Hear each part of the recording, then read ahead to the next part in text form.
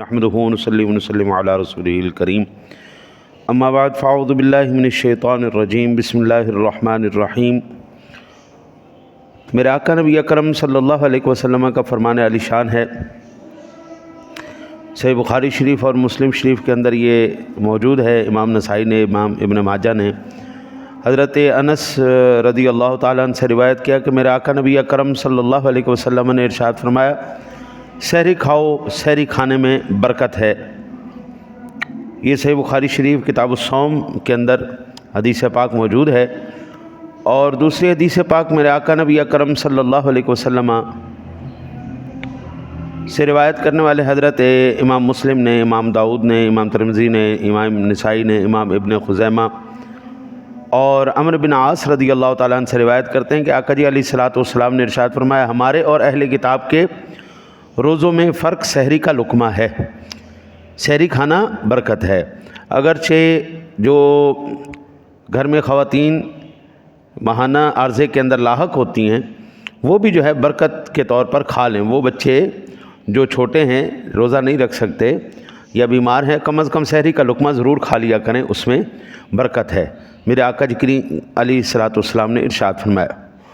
और इमाम तबरानी ने कबीर में हज़रत सलेमान फ़ारसी रदी अल्लाह ताला अन्हो से रिवायत की कि हुज़ूर नबी अकरम सल्लल्लाहु अलैहि वसल्लम ने इरशाद फरमाया,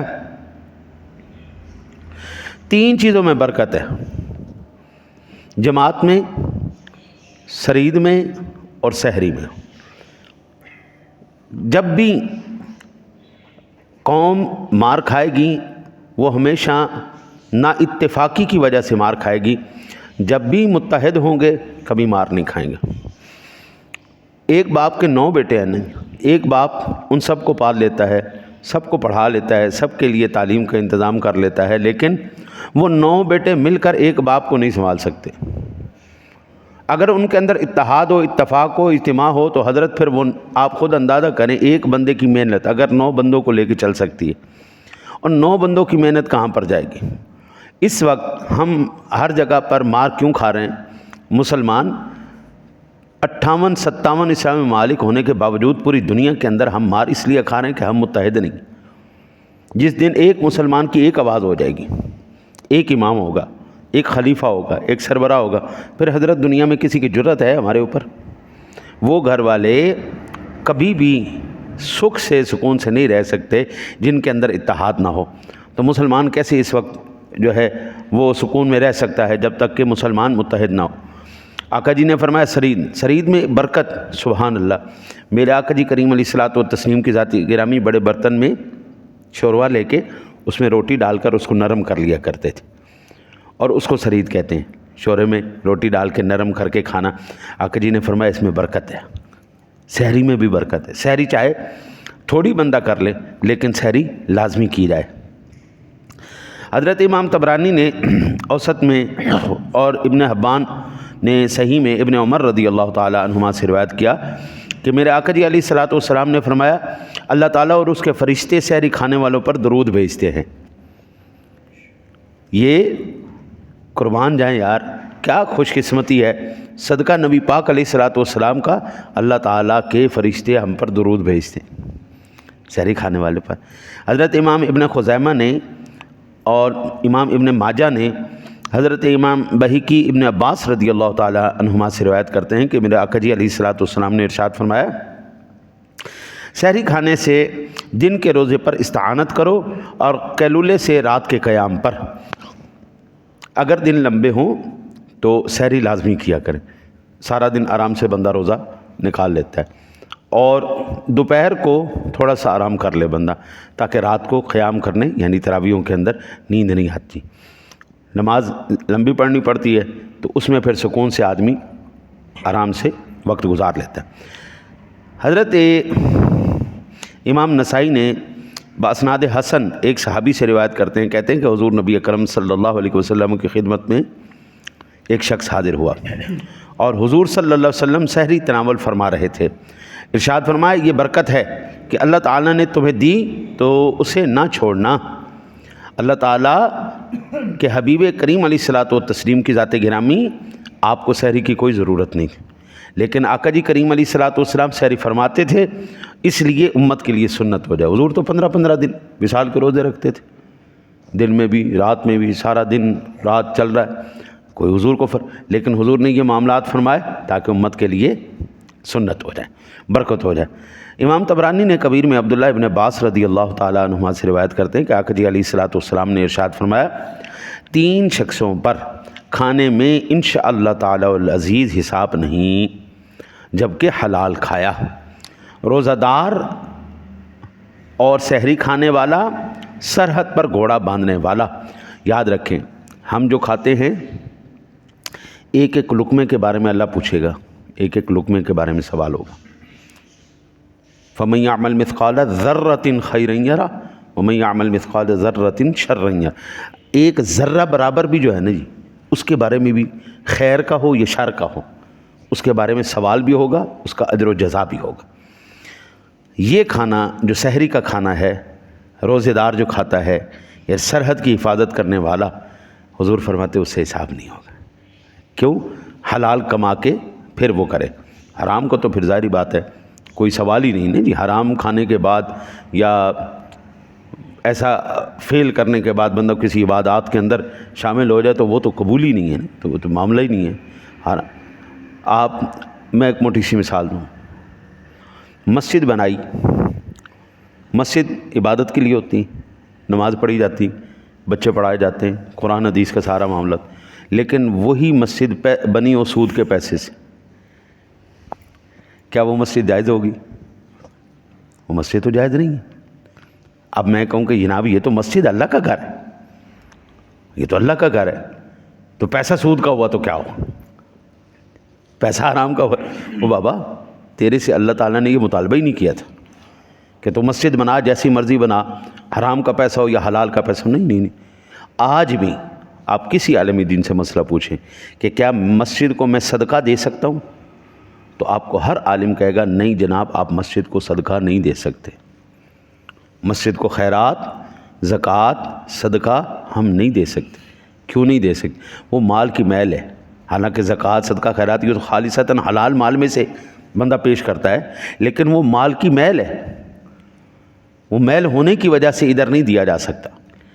وہ اس کے خاص مصارف ہیں جو قرآن نے بیان کیے، وہ انہی مصارف کے اوپر صرف کیا جائے گا۔ یہ نہیں کہ بندہ جو ہے وہ یہ چیزیں ادھر لے آئے، نہیں، ایسا نہیں۔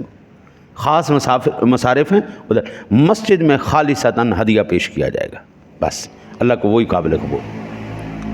ایک بندہ عبادات کرے رو کے، وہ تمام شرائط جو قرآن و حدیث کے اندر دعا کی مقبولیت کی شرائط بیان کر دی گئی ہیں، وہ ساری کی ساری پوری کر دے، صرف ایک چیز ہو کہ وہ حلال کمائی نہیں کھاتا، حرام کھاتا ہے، اس کی کوئی شرط قابل قبول نہیں، کوئی شرط نہیں کہا۔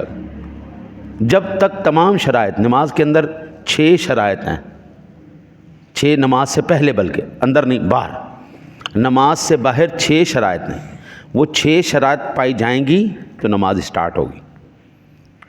پھر نماز کے اندر 7 فرائض ہیں، پہلے 6 شرائط ہیں، اندر 7 فرائض ہیں، ان 6 شرائط میں سے اور ان 7 فرائض میں سے ایک بھی اگر مس ہو گیا تو نماز نہیں۔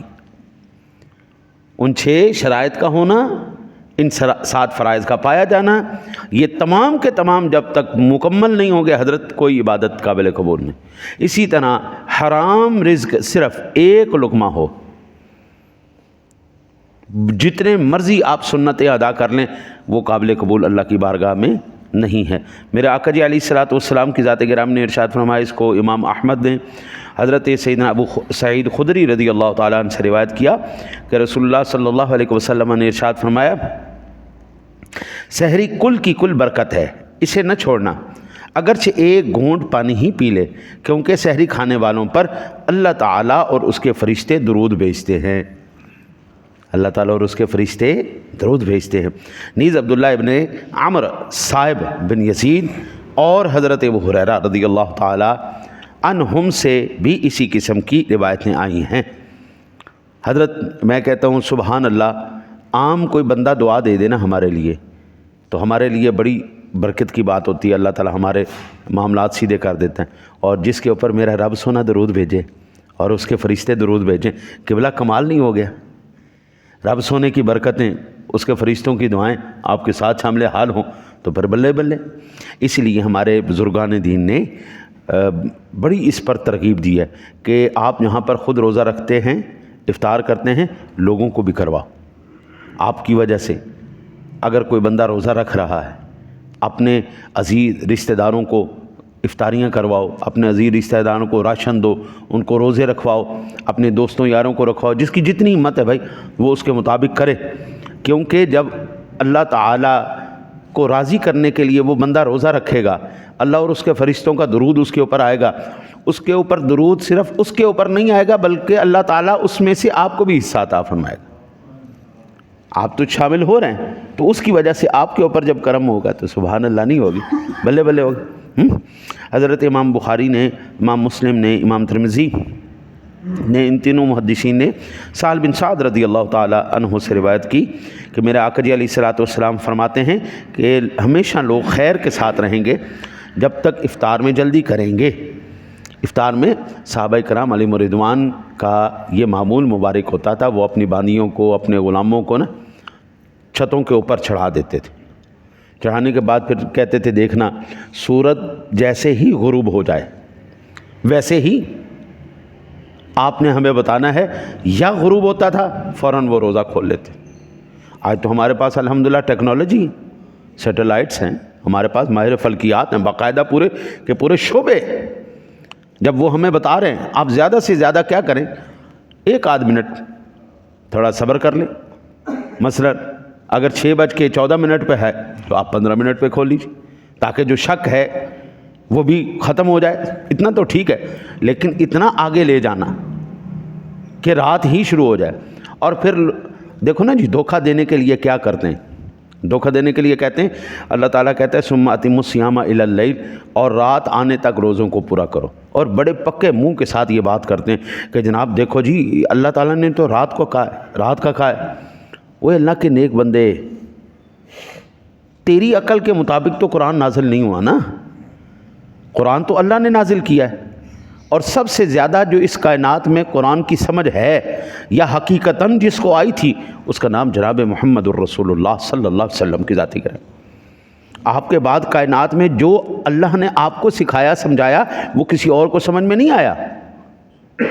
اب میں نے ایک روایت عرض کی تھی کہ اللہ تعالیٰ ارشاد فرماتا ہے کہ سفید ڈورے سے میں آپ کو آیت مبارکہ سنائی دیتا ہوں تاکہ واضح ہو جائے بات۔ یہ